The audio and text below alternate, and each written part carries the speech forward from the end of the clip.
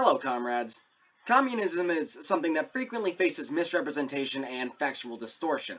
Sometimes it's just because somebody is just a revisionist or an opportunistic nutsack pushing for utopian socialism, or, something that's just not very scientific.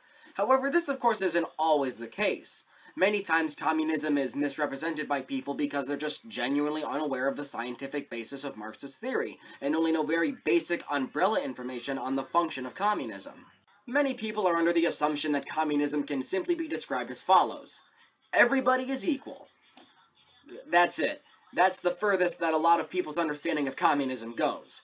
Now, while this isn't entirely wrong, the majority of the people who believe this also think this means total equality, as in everybody is paid exactly the same, and everybody receives everything in equal fashion, which is incorrect. This video functions to try to help familiarize people with communism who, only understand the very blanket ideas perpetuated by the societal misrepresentation of the system. To give them more nuance in their view, if you will.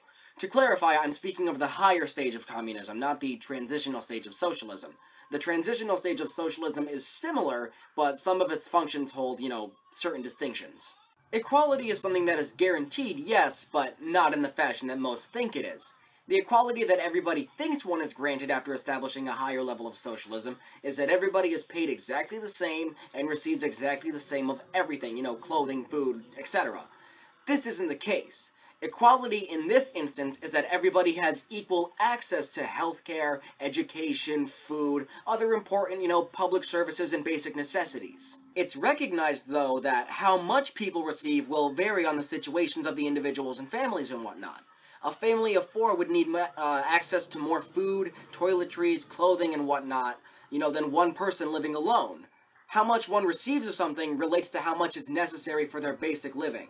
To quote the critique of the Gotha program, in a higher phase of communist society, after the enslaving subordination of the individual to the division of labor, and therewith also the antithesis between mental and physical labor, has vanished, after labor has become not only a means of life, but life's prime want, after the productive forces have also increased with the all-around development of the individual, and all the springs of cooperative wealth flow more abundantly, only then can the narrow horizon of bourgeois right be crossed in its entirety, and society inscribe on its banners, from each according to his ability, to each according to his needs. Karl Marx, Critique of the Gotha Program. Blanket equality is never a portion of the higher stage of communism, nor is it an aspect of the lower stage, socialism. Equality is a guarantee in the sense that everybody has access to basic public services. Necessity is how much of something needs to be used by the people. This concludes the portion in regards to how the higher stage of communism would function, and there will be a video on the same topic in regards to how the process goes under socialism. I'm Jymee Casual, fuck you and bye.